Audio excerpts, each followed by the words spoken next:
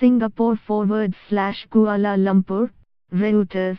The Singapore government's laws limiting critical speech and peaceful assembly are overly broad and make the country a repressive place, severely restricting what can be said and published, Human Rights Watch said on Wednesday.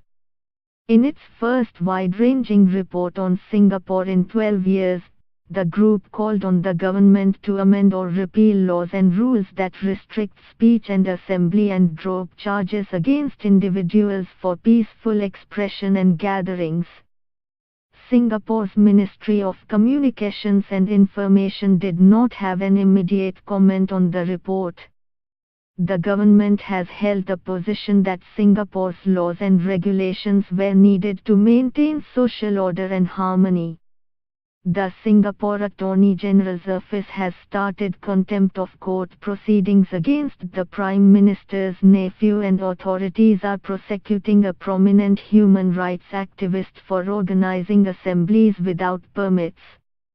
Beneath the slick surface of gleaming high-rises, however, it is a repressive place, where the government severely restricts what can be said, published, performed, read, or watched, the 133-page report said. Human Rights Watch Deputy Asia Director Phil Robertson said in a statement, "Singapore promotes itself as a modern nation and a good place to do business, but people in a country that calls itself a democracy shouldn't be afraid to criticize their government or speak out about political issues." The group called on the Singapore government to amend or repeal in entirety laws that it said were too broadly worded and used to arrest, harass, and prosecute critical voices, including the Sedition Act and the Public Order Act.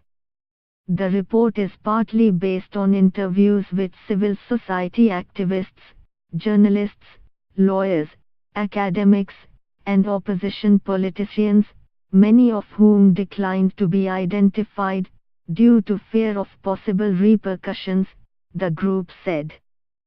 Singapore authorities charged human rights activist Jolovan Wham in late November for organizing public assemblies without a police permit.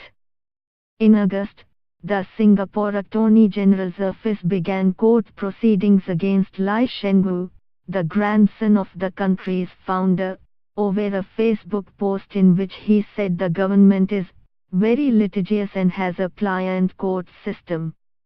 "I think the situation is getting worse." The prosecution of Jolovan Wham and the continued investigation of people involved in the protest with him indicates a new push by Singapore to go after a new group of activists, Robertson told reporters in a news conference in Kuala Lumpur later on Wednesday. "We haven't seen that many prosecutions related to the Public Order Act in the past 2 years, he said. Reporting by Fatih Nangku, editing by Jack Kim and Neil Fulick.